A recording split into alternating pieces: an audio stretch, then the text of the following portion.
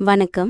பைபிளை முழுவதுமாக வாசிக்கும் நம் லட்சிய பயணத்திற்கு உங்களை அன்புடன் வரவேற்கிறேன். இன்று நாம் இணைச்சட்டம் நூலில் 15வது அதிகாரத்தை வாசிக்க இருக்கிறோம். இதுவரை நாம் மொத்த நூல்களில் 14.04% நூல்களை வாசித்து முடித்துவிட்டோம். இன்னும் சில நூல்களை முடித்தால் நம் பயணம் வெற்றிகரமாகும். இன்றைய வாசிப்பின் மூலம் அந்த இலக்கை இன்னும் முன்னோக்கி நகர்த்துவோம். வாங்க தொடங்குவோம். 7ஆம் ஆண்டு. 7ஆம் ஆண்டின் முடிவில் நீ விடுதலை அளிப்பாய். விடுதலையின் விவரம் இதுவே: ஒருவன் தனக்கு அடுத்திருப்பவனுக்கு கொடுத்த கடனிலிருந்து அவனை விடுதலை செய்யட்டும்.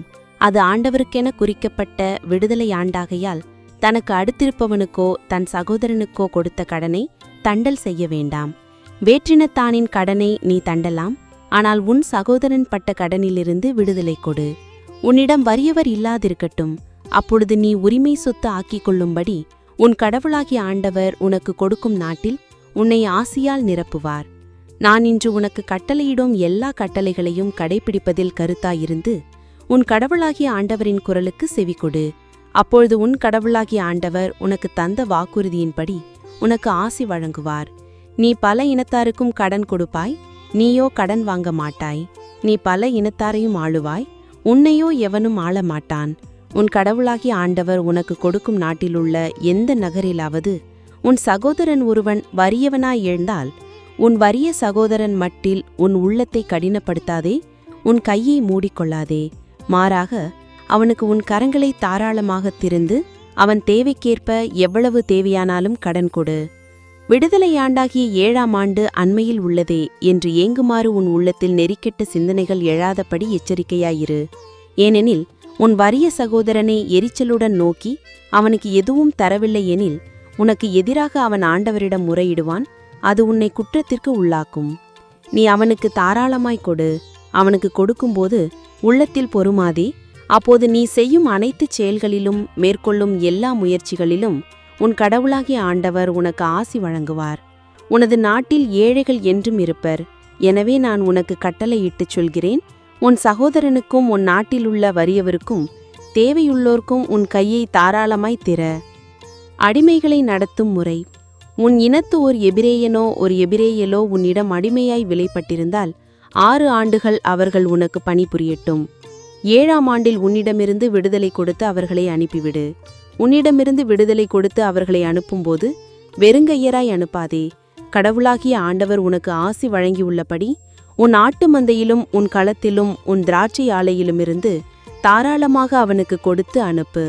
எகிப்து நாட்டில் நீ அடிமையாயிருந்தாய் என்பதையும் உன் கடவுளாகிய ஆண்டவரே உன்னை மீட்டார் என்பதையும் நினைவில் கொள். எனவே நான் இதை உனக்கு கட்டளையிடுகிறேன். ஆனால் அவன் உன் மீதும் உன் வீட்டார் மீதும் அன்பு கூறுவதாலும் உன்னிடம் தங்குவது அவனுக்கு நலமென்று தோன்றுவதாலும் உம்மை விட்டு போக மாட்டேன் என்று உன்னிடம் கூறுவானாகில், நீ ஒரு குத்தூசியால் அவன் காதை கதவோடு சேர்த்து குத்துவாய். அதன்பின் அவன் என்றென்றும் உன் அடிமையாயிருப்பான். உன் அடிமை பெண்ணுக்கும் அவ்வாறே செய். நீ அவனுக்கு விடுதலை கொடுத்து அனுப்பிவிடுவது உனக்கு வருத்தம் தரலாகாது. ஏனெனில் அவன் ஒரு வேலையாளனின் பாதி கூலிக்கு 6 ஆண்டுகள் உனக்கு பணி செய்திருப்பான். மேலும் உன் கடவுளாகிய ஆண்டவர் நீ மேற்கொள்ளும் எல்லா முயற்சிகளிலும் உனக்கு ஆசி வழங்குவார். உனது நாட்டில் ஏழைகள் என்றும் இருப்பர். எனவே நான் உனக்கு கட்டளையிட்டுச் சொல்கிறேன்: உன் சகோதரனுக்கும் உன் நாட்டிலுள்ள வறியவர்க்கும் தேவையுள்ளோர்க்கும் உன் கையை தாராளமாய் திற. ஆடு மாடுகளின் தலையீற்று. உன் ஆடு மாடுகளின் ஆண் தலையீற்றுகளை உன் கடவுளாகிய ஆண்டவருக்கென ஒப்புக்கொடு. உன் மாட்டின் தலையீற்றிடம் வேலை வாங்காதே. உன் ஆட்டின் தலையீற்றின் உரோமத்தை கத்தரியாதே. கடவுளாகிய ஆண்டவர் தேர்ந்து கொள்ளும் இடத்தில் நீயும் உன் வீட்டாரும் ஆண்டுதோறும் அவற்றின் திருமுன் அவற்றை உண்பீர்கள். அவை ஏதாவது குறை உள்ளவையாயிருப்பின், முடம், குருடு அல்லது வேறு எந்த ஊனமும் இருப்பின் அவற்றை உன் கடவுளாகிய ஆண்டவருக்கு பலியிடாதே. அவற்றை உன் நகர எல்லைக்குள் உண்ணபாயாக. கலைமானையும் கவரிமானையும் உண்பது போல உண்ணலாம். தீட்டு உள்ளவனும் தீட்டற்றவனும் உண்ணலாம். அதன் இரத்தத்தையோ உண்ண வேண்டாம். தண்ணீரைப் போல அதை தரையில் ஊற்றிவிடு. நாம் 1189 அதிகாரங்களில் 168 அதிகாரங்களை நிறைவு செய்துவிட்டோம்.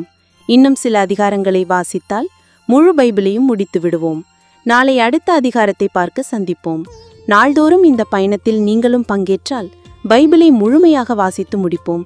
இது நம் வாழ்க்கையிலும் ஆன்மாவிலும் பெரிய மாற்றத்தை ஏற்படுத்தும். இந்த பயணம் உங்களுக்கு நம்பிக்கையும் சமாதானத்தையும் கொடுத்தால் இந்த வீடியோவை லைக் செய்யவும் சப்ஸ்கிரைப் செய்யவும் மறந்து விடாதீர்கள். பகிர்ந்து மற்றவர்களையும் இந்த பயணத்தில் சேருங்கள். நாளை மறக்காமல் வாருங்கள்.